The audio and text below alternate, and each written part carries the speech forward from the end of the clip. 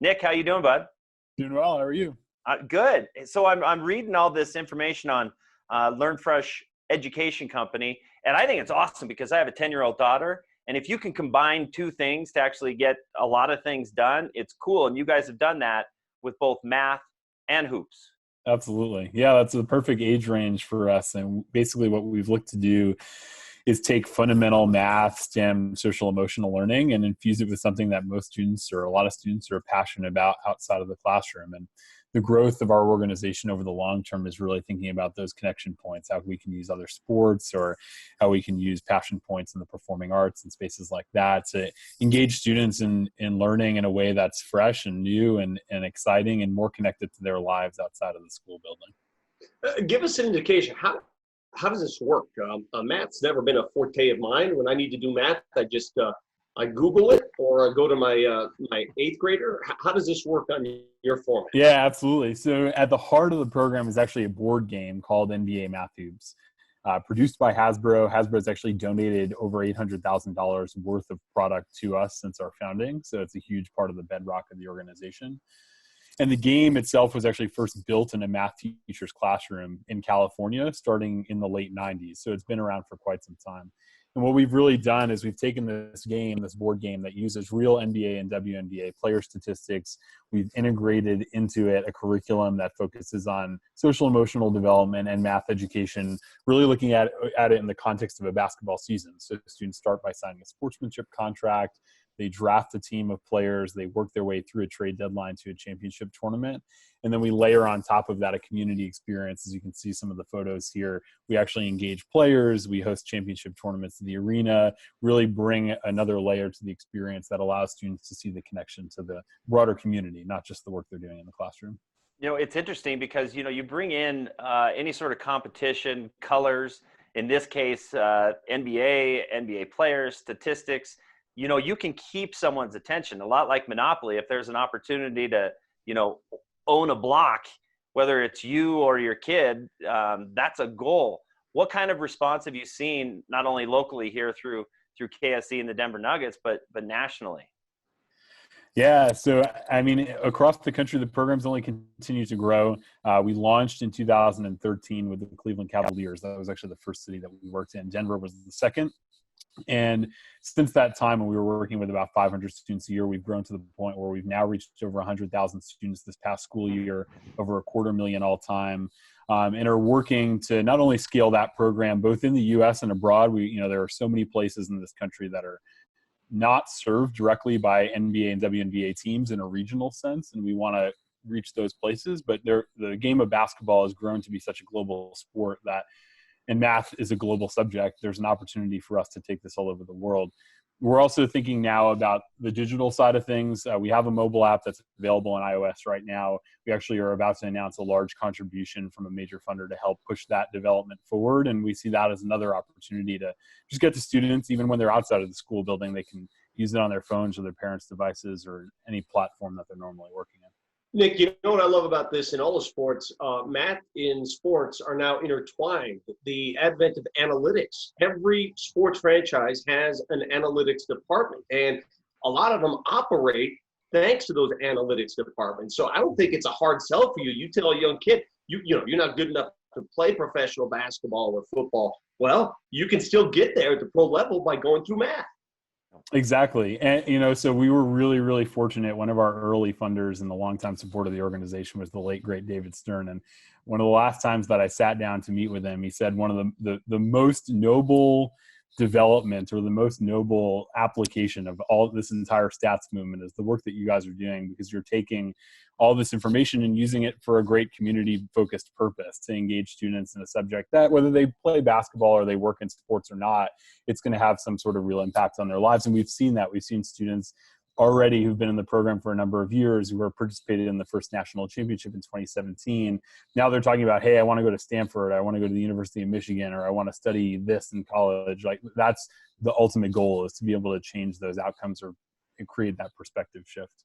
Hey, Nick, if I'm Joe Schmo and I'm watching this at my house right now, whether I'm in Europe or I'm in New York or Hawaii, how do I get involved if I want to do this just as a family thing, or how do you do it? Yeah, so right now we are offering games directly to families in light of the current situation. We have a link that we can share, basically a bit link to request a family game, a game at home. It's just bit.ly/MH family game.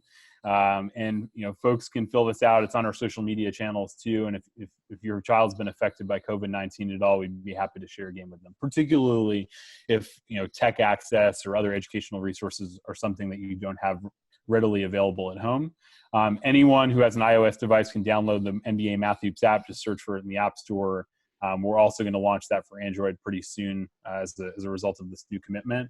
And then, anyone who has the means right now to be able to support a family that we're sending a game to, we certainly encourage them to make a gift to Learn Fresh. We're a 501c3 nonprofit, and for $25, we can send a game to a family that really needs it. So support across the board, or whether you're looking for a game or looking to help someone else, we're happy to be your vehicle for that. That's very creative and engaging. How'd you come up with this? Are you good at math? I am personally. It's an incredible story. The organization story is an incredible story. The founder of the board game, the guy who created the actual product originally, was a math teacher in San Diego. He was working with students, saw a connection point, had a personal passion for sports. And that's one of the things that I love the most about the program. I can say it because I didn't do it, is that this was built in a teacher's classroom. Like, that's the opportunity that we would love to create for all of our teachers, to have an idea and then see it scale across the country or the world.